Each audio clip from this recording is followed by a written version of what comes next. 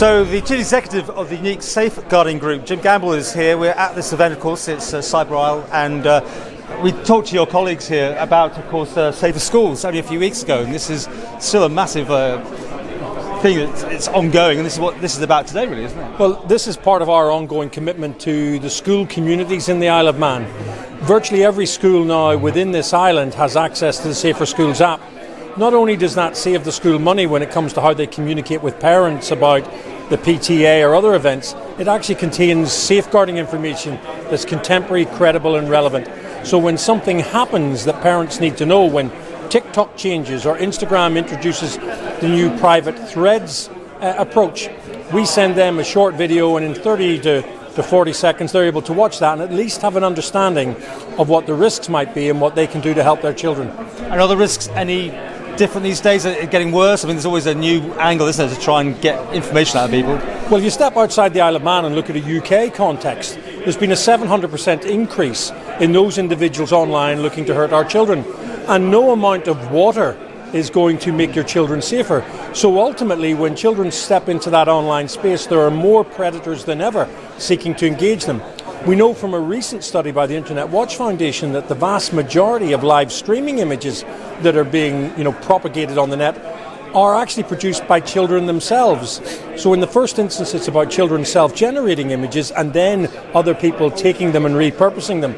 So making sure your child is properly educated and empowered so they understand what the risks are online and what they can do to make themselves safer has never been more important. And I think the Isle of Man can lead the world in this regard because they've got all of their schools online. It's interesting to talk about that, about school kids, because the Sexual Offences Bill in the Isle of Man is being updated and there's all sorts of stricter guidelines coming in. But the fact is, and how do I put this carefully, children at school are sharing stuff which they shouldn't be sharing in the first place. And that's a problem, isn't it? Well, it is a problem, but what we've got to recognise is we live in a different generation.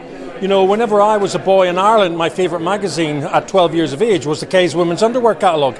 Children at a particular age are going to be more vulnerable because they're beginning to think differently and they want to experiment with their sexuality. Yeah. In this day and age where people capture pictures as they experiment or share them, then we're in a whole different place. But that has become the new normal.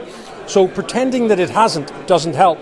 It's about how do you make sure you can have those conversations with your children.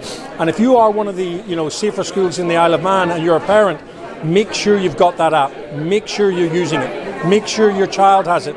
And one of the things we're going to launch today at this event is the Isle of Man Digital Footprint, where we're pushing a survey out through the app to every parent on the island to get them to do an online survey to tell us how they use technology and how their children use it.